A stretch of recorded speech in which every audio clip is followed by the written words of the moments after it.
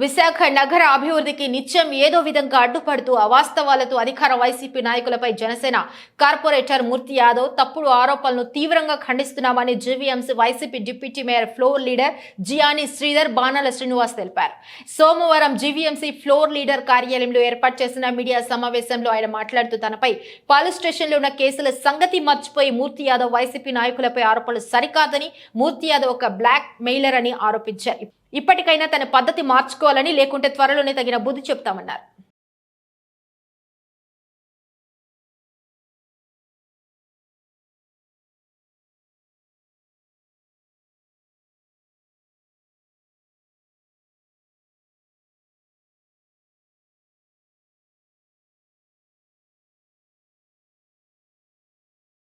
రేపు రాబోయే క్రిస్మస్ శుభాకాంక్షలు కూడా మీ అందరికీ తెలియజేస్తున్నాను. అసలు ఈరోజు ఈ ప్రెస్ మీటింగ్కి కారణం ఏంటంటే,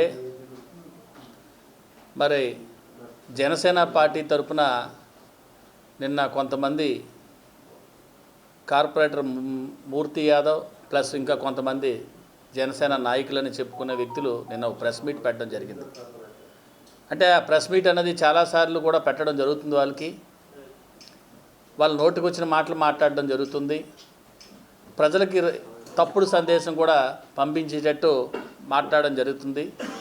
దానికి కొన్ని పత్రికలు కూడా వంతపాడి వాళ్ళ సందేశాన్ని ప్రజల్లో అయోమయంలో గురి చేస్తున్నాయి. కాబట్టి మరి అయోమయంలో ఉన్న ప్రజలందరికీ కూడా నిజం తెలియజేసే విధంగా మరి ఆ ప్రెస్ మీట్ పెట్టే వ్యక్తులే ఎటువంటి వాళ్ళు, అసలు వాళ్ళే క్రిమినల్స్, వాళ్ళ పార్టీ ఒక క్రిమినల్ పార్టీ అన్న ఉద్దేశంతో తెలియజెప్పాలని చెప్పి మేమైతే ఈ ప్రెస్ పెట్టడం జరిగింది. ఆయన ఒక 420 అని గతంలో కూడా చాలాసార్లు మేము చెప్పాం. ఒక క్రిమినల్ మైండ్తో ఉండే వ్యక్తి అని కూడా చెప్పాం. మరి అలాంటి వ్యక్తికి జనసేన పార్టీలో మరి ఆయన అధ్యక్షుడు పవన్ కళ్యాణ్ ఇలాంటి క్రిమినల్స్ తీసుకుంటే మరి పవన్ కళ్యాణ్ కూడా ఒక పెద్ద క్రిమినల్ అనే అని భావించాలి. మరి అలాంటి వ్యక్తి మూర్తి యాదవ్ మీద ఎలిగేషన్స్ కూడా ఉన్నాయి విత్ ప్రూఫ్. ఏంట్రా అంటే, పీతలవానిపాలెంలో గతంలో ఒక రాజుగారు అనే పేరు మీద 2200 గజాలు సైట్ మీద భూ ఆక్రమణ చేయాలని, భూ కబ్జా చేయాలని చెప్పి వాళ్ళ నాన్నగారి పేరు శ్రీరాములు, పీతల శ్రీరాములు పేరు మీద కోర్టులో ఏదో కాగితాలు సృష్టించి ఆయనతో పాటు కొంతమంది పేర్లు చేర్చి ఆ నాన్న పేరు మీద వేసి ఆ రాజుని బ్లాక్మెయిల్ చేయడం జరిగింది. వాళ్ళు హైదరాబాద్లో ఉంటారు, కానీ వాళ్ళు కూడా వాళ్ళ సొంత భూమిని ఎవరికో దారదత్త చేయడానికి ఇష్టం లేక నీకు నచ్చింది చేసుకో, మా కాగితాలు మాకున్నాయని చెప్పి కోర్టులకు అప్రోచ్ అయ్యి కోర్టుల్లో కూడా డిస్మిస్ చేయడం జరిగింది. ఆ కేసు ఆ కోర్టు కూడా డిస్మిస్ చేయడం జరిగింది. అదే జడ్జు శ్రీరాములు అంటే పీతల మూర్తి యాదవ్ అనే వ్యక్తి వాళ్ళ నాన్నకి అడిగితే, జడ్జు మాకేం తెలియదు బాబు, మా అబ్బాయి కేసు వేయమంటే మేము వేసాము తప్ప మాకేం తెలియదు అని చెప్పి వాగ్మూలం కూడా ఇవ్వడం జరిగింది వాళ్ళ నాన్న.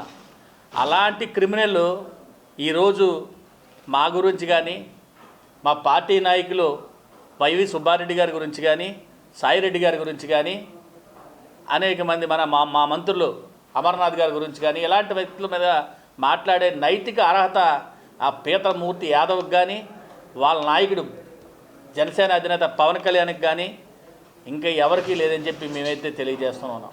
చాలామంది ఫోన్లు చేస్తున్నారు, సార్ చాలా మాకు మోసం చేశాడు ఇలాంటి వ్యక్తిని అని.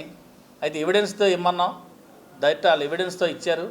మరి ఊరికే అసత్య ఆరోపణలు చేస్తే మరి మనల్ని మీరు చూశారు తెలంగాణ రాష్ట్రంలో ఏ విధంగా మీకు ఫలితాలు వచ్చాయో, మరి ఆంధ్రప్రదేశ్లో కూడా దారుణమైన ఫలితాలతో ఇలాంటి వ్యక్తుల వల్ల పార్టీలకు కానీ మనుషులకు కానీ చెడ్డ పేరు వస్తుంది. కాబట్టి ఇలాంటి మూర్తి యాదవ్కి తగిన గుణపాఠం త్వరలోనే మేము అందరం కూడా చెప్తామని, మరి ఊరికే ప్రెస్లో మాట్లాడుతూ అసత్య ఆరోపణలు చేసుకోవడం మానాలి, లేదంటే త్వరలోనే తగిన గుణపాఠం చెప్పడానికి మేము అందరం కూడా సిద్ధంగా ఉన్నామని తెలియజేస్తూ